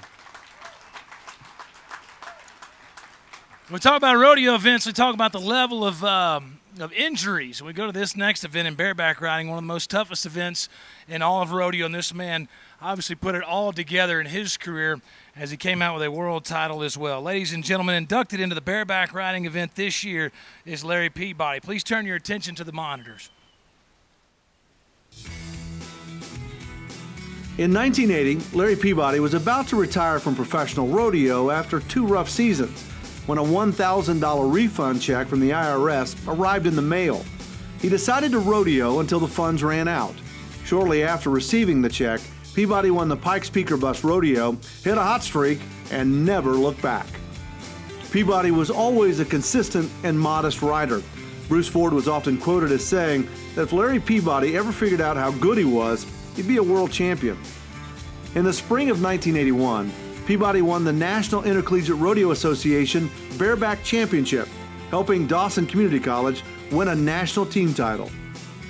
That same year, he qualified for the National Finals Rodeo, and Peabody would set a new NFR record on Groundy Brothers' Dreamboat Annie. His 89-point mark stood until 1995. Peabody earned enough money team roping to be a Montana Circuit All-Around Champion in 1982. He was also a 4-time Montana Circuit Bareback Champion. In a hard-fought battle in 1984, Peabody won the 10th round of the NFR aboard Mesquite Rodeo's Bojangles and earned $2,000 more than Louis Field to win the gold buckle. After his championship run, Peabody gradually retired from rodeo to run a cattle ranch in Montana. Today, Larry Peabody takes his place in the ProRodeo Hall of Fame. Ladies and gentlemen, a champion in all levels of professional rodeo, please welcome to the stage 1984 world champion, Mr. Larry Peabody.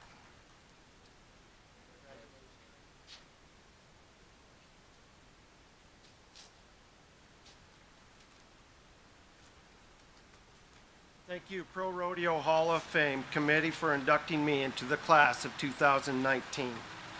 Getting on a calf at a 4-H rodeo in Whitehall, Montana, I had no idea I'd wind up here. I'm very honored to represent the state of Montana.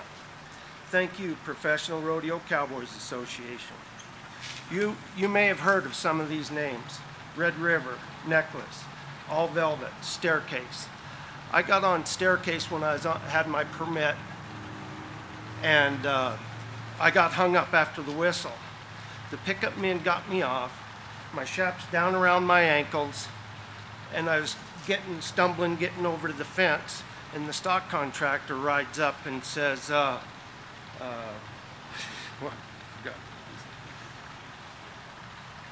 little too much bind, huh, cowboy? Rodeo Rose, Gypsy, Rojo, Double Jeopardy. I had Double Jeopardy back-to-back at Sydney and Sentinel Butte, North Dakota. Sydney, Montana, and Sentinel Butte. And he was like the bareback horse of the year in '77, or the finals. And Wally Badgett and Bill Pauley was judging. And I got by him, I was like 67 points. And I won the rodeo, and they said, oh, he just got lucky. And then the next rodeo at Sentinel Butte, I was 74 on him. And they said, maybe that kid can ride. Rockabar, 40 below, Dillinger, Everready. I drew Everready in a short round, in 3 short rounds. And at those 3 short rounds, I ended up winning the rodeos. He wouldn't have been my pick, but he ended up being good enough for me to win the rodeos. Alley Cat, 2 grand, 3 bars. Dreamboat Annie, probably more famous than me. Sippin' Velvet, Try Me, Strawberry. Bojangles. I needed to ride this. I needed this ride to win the world, and Bojangles, he made it happen. These bucking horses and a lot more made my adrenaline climb and made my career. This is why I love professional rodeo. Thank you, rodeo committees, stock contractors. I am proud to be a member of the PRCA. God has blessed me very much. Thanks to my family, friends, for all your help, support, and coming to celebrate with me. Thank you.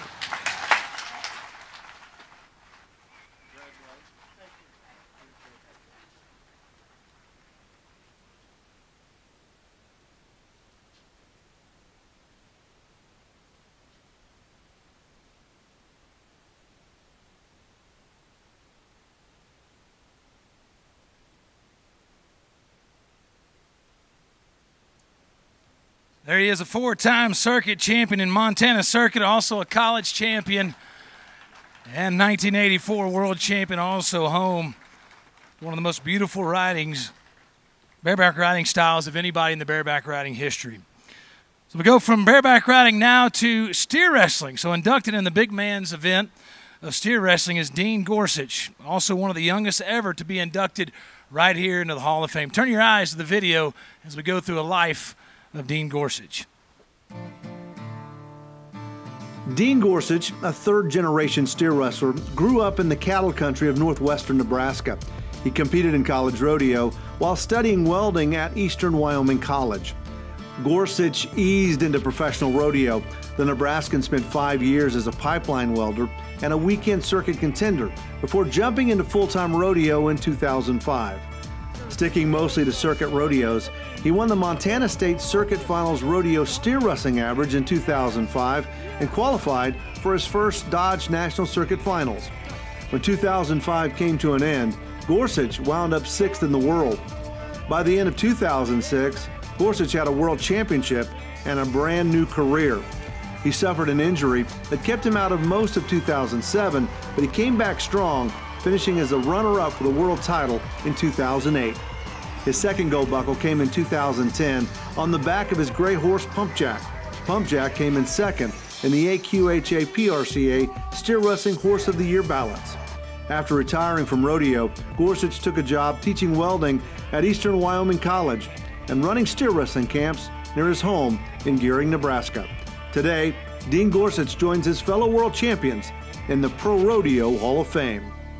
Ladies and gentlemen, one of the most intense contestants ever, not only in steer wrestling but in any event, and also having the most infectious smile. Ladies and gentlemen, two-time world title winner, Dean Gorsuch. First, I just want to thank you guys.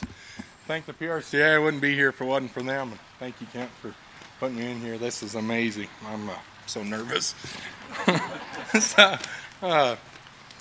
Thank you so much. I'm humbled by this honor. As a little boy, I had a dream of being a rodeo cowboy. I would rope the dummy and act like I was running a steer in the 10th round of the NFR. I would act like I was Steve Duhon, Oak Berry, Roy Duval, Byron Walker, Jake Barnes, Clay O'Brien Cooper, Alan Bach, or Troy Pruitt, depending on the event I was working that day. My dad and grandpa spent hours in the arena on the ranch helping me get better. They knew I had a dream, and knowing it was a long shot, they fueled that dream, almost making it their own. They hauled me around to close jackpots to help me get better, just to go back to practice pen where Grandma would open the chute and Dad and Grandpa pushed me to get better. I didn't win a state title in high school and only qualified for the high school finals twice, but I still had a dream. I went to Eastern Wyoming College and rodeo for Jake Clark. I took welding classes because I could still practice. Anytime Jake had practice, I was there. I knew the only way to keep getting better was practice. I struggled as a freshman, but still had a dream. As a sophomore, I started getting things figured out. I would practice on anything Jake would let me run. I won the region that year and qualified for the CNFR. I learned a lot at that experience there, and it fueled my fire more. I had a gold buckle dream. I rodeoed around home and got some experience hauling with Jason Johnson. Had success at several of those rodeos and decided to get my PRCA card in '02. Went to circuit rodeos, filled my permit in Rapid City with 3 people who believed in me from the start in the stands. Still having a dream, I felt it was a long shot. I was working as a pipeline welder, had a baby on the way, and longed to be a rodeo cowboy. Troy Pruitt was our neighbor and encouraged me, but never forced me to go. He and Doug McMillan helped me practice and gave me tips on how to make this work. Making a deal with God, Becca and I decided after getting into Houston, if I had success there, we were going to make this dream a reality. The rest is history. God provided for us, and his plan was perfect. I couldn't have done it without the love and support of many people. My sponsors, Justin Boots, Martin, Wrangler, Classic, Vitalix, and Express Ranches, stood behind me and helped me keep me going down the road. So many people helped me, and I was able to ride great horses, even blessed to co-own a couple. We made lifelong friends up and down the rodeo trail. A rodeo committee member in Lyndon, Washington made it possible for me to fly to San Juan by keeping Trell, who was on the road with me. People opened their homes to us and made us meals. Feeding a group of bull loggers is a lot of food. Some people picked us up from airports, used people's cars, leaving horses at their place and letting them take care of them. The list goes on. In so many ways, this award isn't just something I did. The people who helped me at home, helping Becca when tanks froze and the mower wouldn't start. Thanks to my dad, my grandma, and my grandpa, my mother and father-in-law, all my traveling partners, Casey Jones for the first mount to get this all started, Brad Gleason, the Burks family for Zan, and Rodney for the Hazes and mentorship, Les Shepperson, Jason Miller, Ronnie Fields, Daryl Croppy for the risk of purchasing my gray horse pump jack, and Dell for for you continue doing everything you do. Jake for doing whatever we asked. Troy Pruitt for pushing me off the edge and helping me keep it all going. Pastor Jake, who kept me grounded and reminded me of the true purpose. We made the decision as family to follow a dream and do what it took to get there. We never wanted to wonder, what if? Telling our boys to follow their dream, but I never did mine. It was hard, and many times I wondered if we were doing what we were called to do. It was an amazing ride and wouldn't change it. Rodeo opened so many doors for us. Today I'm thankful to be home for football games, wrestling practice, school programs, roping at Josh's, and to watch as Dell Hazes for my oldest son, Tayden. Honored doesn't even describe how I feel to be a member of this 2019. I'm so blessed, you guys. I'm surprised I got through this. So thanks my wife. She's I don't deserve her. She's an amazing woman. Love you, honey. Thank you so much.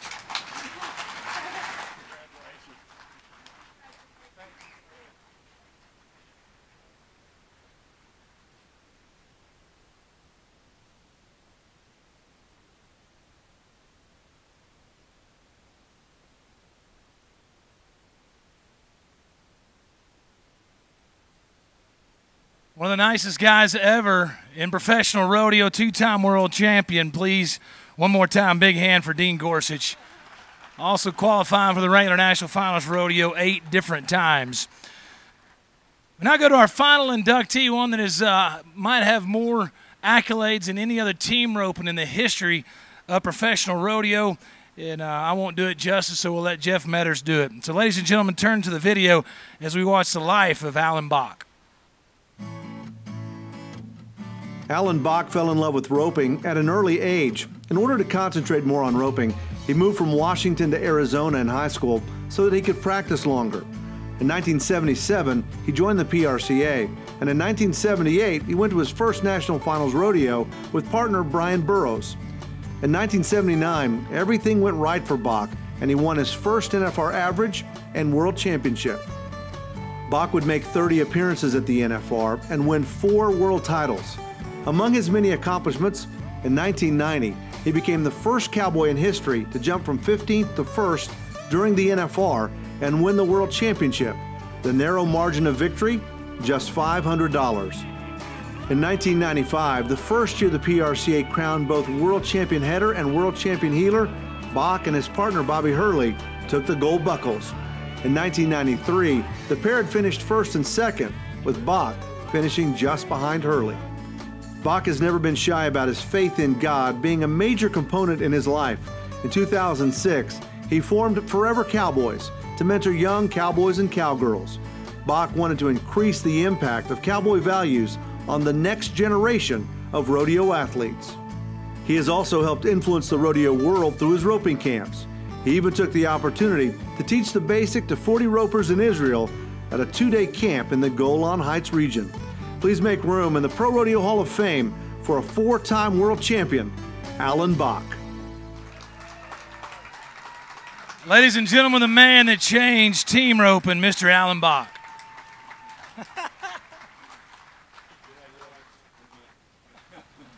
Thank you. I guess you can see there's no notes here, right? Flying without a net. I'm just going to speak from the heart, and I'll try to keep it really short.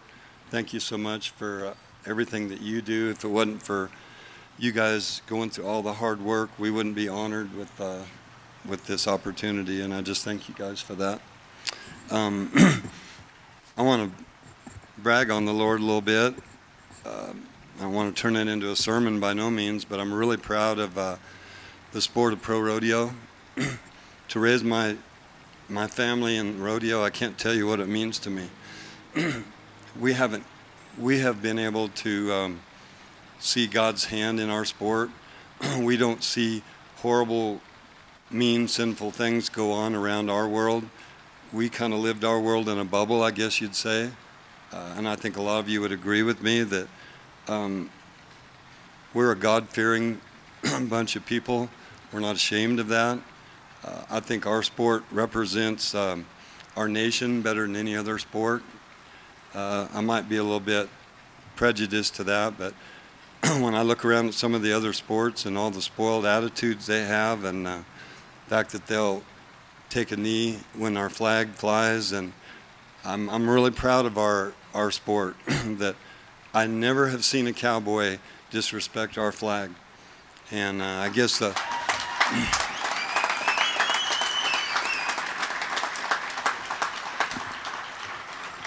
I'm honored to be even considered with the rest of these guys. They're all champions in their own right, and cowgirls. Just amazing to be even in this group of people or whatever. But did you notice that not one of them mentioned about luck? That's something that we don't say in rodeo. We either say we're blessed, but we don't call it lucky. I believe that's our way of acknowledging that God is a big part of our lives. And yeah, this is a tough sport, and it takes tough people to live in this sport. It brings out the best of you, the all-night drives, the winning, the losing. There's a lot of tough stuff in rodeo, and I wouldn't trade it for nothing. I'm not going to probably die a real rich man, but I am going to die a rich man. And the greatest thing, like they said about Tommy Lucia, the greatest thing I have that I've ever done is sitting right over there. I wanted to say thank you to April, Erica, Joel, Tyler, my wife Peggy. Without my family, I would have been nothing. My kids have been so amazing, and even now, the fact that every one of them did all they could to get here, driving all night or whatever, just to be here. And Lord knows how many times I've drugged them from rodeo to rodeo, and they've lived a life of rodeo. Every one of them can tell you a jillion stories, rodeo stories. And halfway through my career, when I really felt like I was doing my family wrong by being so selfish and going after my dreams, I actually asked my children if they wanted me to call it good. And every one of them knew that this is who I am. And I believe a lot of you guys relate to that too. It becomes who you are as a competitor or a person, whether you're raising bucking horses or putting on rodeos, or it gets in your blood. And my children could see that in me, and they would never deny me of my dream just to be the best I could be every day. And even through the camps that we've put on, my kids have all helped me and stood beside me with that, because I've just always felt like God's put it on my heart to try to make the biggest influence I possibly could, because we only have one time to be here on this earth, and you're either going to be a plus or a minus to people around you. And my kids have all just been so good to support me in these camps that we've done, and I just love them so much for it. My wife, I couldn't brag enough about Peggy. Her and I went together for 3 years before we ever got married, and I guess this year will mark 45 years that we've actually been together. And before we ever yeah, and you can imagine how resilient of a lady she is to raise 4 kids while I'm off rodeoing, and keep the faith strong in our home and take them to church. And there's no way I could ever thank her enough for that. She has put the rope on in the chute and turned me thousands and thousands of steers, trying to help me to get where I could catch one by 2 feet. And I think out of the 30 NFRs I went to, she never missed one performance of videoing me. 300, and after every night we would go home and we'd break it. I say home, NFR was home to me, I guess. We'd go back to the room, break that video down, and she could even tell me what I did right or wrong through my career. She never, I roped with more people than anyone ever in the sport, probably 30 some of the best guys in the world. Some of them are in the Hall of Fame here. And not one time did my wife have an argument with any of my partners, or an argument with the wives. She got along with everybody. She loved everybody. And she's probably been one of the best examples of a Christian that I've ever seen through the sport of rodeo, just being kind to everybody, and everybody was welcome at our home. We actually raised more kids than just our own. They come and stayed with us when maybe they had a dysfunctional family and had nowhere to go, and my wife always opened the doors of our home to anybody and everybody. So rodeo has been everything to us. And our 4 children are every one of them are so independent because of that. I don't really believe that we deprived them of anything. The sport of rodeo probably developed them into the tough individuals that they are, and I believe they can all go on and accomplish anything that they ever dream of doing because of that. So I don't know how I could say any more. It's just coming from my heart. I just appreciate the Lord being in my life all this time, and my family, my wife being the best partner ever. And I just thank you guys for sharing this moment with me. That's it.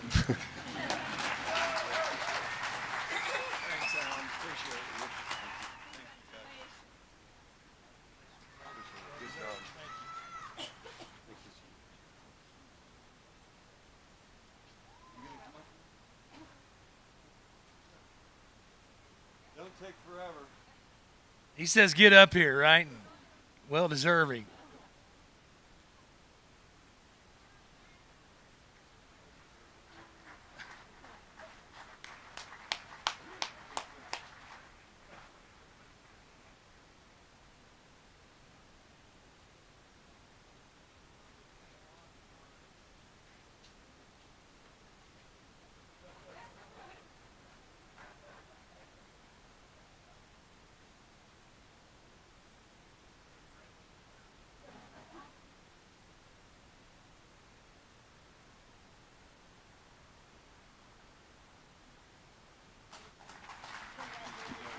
There he is, ladies and gentlemen, a champion in the arena and, of course, out of the arena as well, Mr. Alan Bach.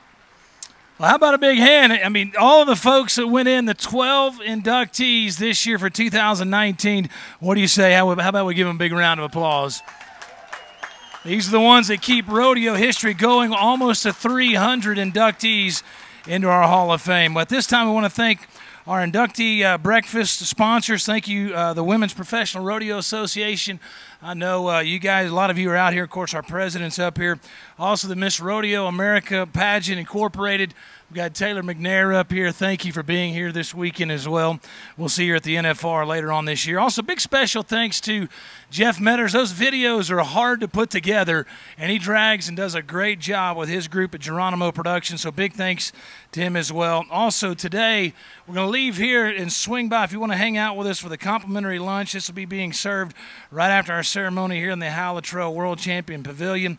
Also, compliments of Beneto and the Garden of God's Gourmet. So, big thanks to you guys for being here today. We want to also offer an opportunity for any of the family members that want to come up here and take pictures with the inductee as well. So on behalf of Kent Sturman, of course, the Pro Rodeo Hall of Fame, also Mr. George Taylor, and the Women's Professional Rodeo Association, thank you for being here. 2019 inductee, big hand for all that are here.